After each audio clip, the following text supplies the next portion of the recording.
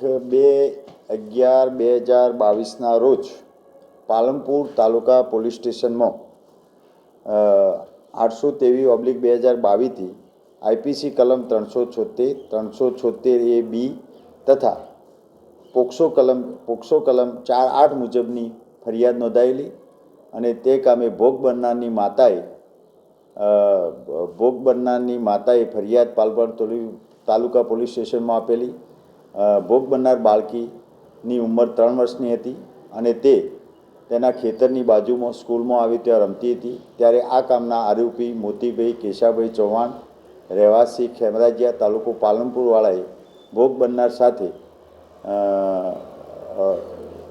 376 મુજબના ગુનો કરેલો અને પોક્સોની પ્રકારના 4(8) મુજબનો ગુનો કરેલ હોય તે કામે ભોગ બનનારની પ્રથમ તેની માતાએ મેડિકલ સારવાર માટે દવાખાને લઈ ગયેલા અને ત્યારબાદ સારવાર કરાયા બાદ તેની માતાએ ફરિયાદ આપેલી અને 29/11/2022ના રોજ નામદાર કોર્ટમાં ચાર્જશીટ કરવામાં આવેલું.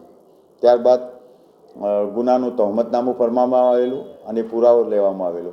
ભોગ બનનારની માતા તેમજ તેના સાહેદોના નિવેદનો લેવામાં આવેલું, પંચનામું કરવામાં આવેલી, બનાવવાળી જગ્યાનું પણ પંચનામું કરેલું, ભોગ બનનારના કપડાનું પણ પંચનામું અને શરીર સ્થિતિનું પંચનામું પણ કરવામાં આવેલું.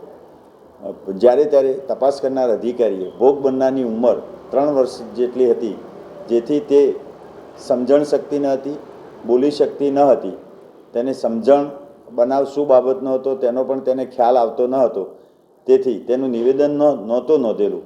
પરંતુ પોક્સોની કાયદાની જાતીય ગુનાના રક્ષણના નિયમો 2020ની નિયમ 5માં પ્રોસિક્યુશનમાં નિષ્ણાત સહાયકની નિમણૂક કરવા સારું નામદાર કોર્ટમાં અરજી આપેલી અને નિષ્ણાત સહાયકો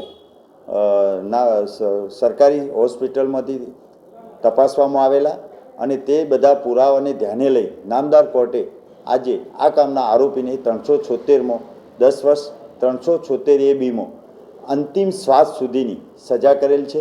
જો તે અને 50,000 રૂપિયાનો દંડ કરેલ છે અને પોક્સો કલમ 4(8) મુજબ પણ તેને અંતિમ શ્વાસ સુધીની સજા કરવામાં આવેલી છે. જો 50,000 દંડ ન ભરે તો તેને વધુ 1 વર્ષની કેદ કરવામાં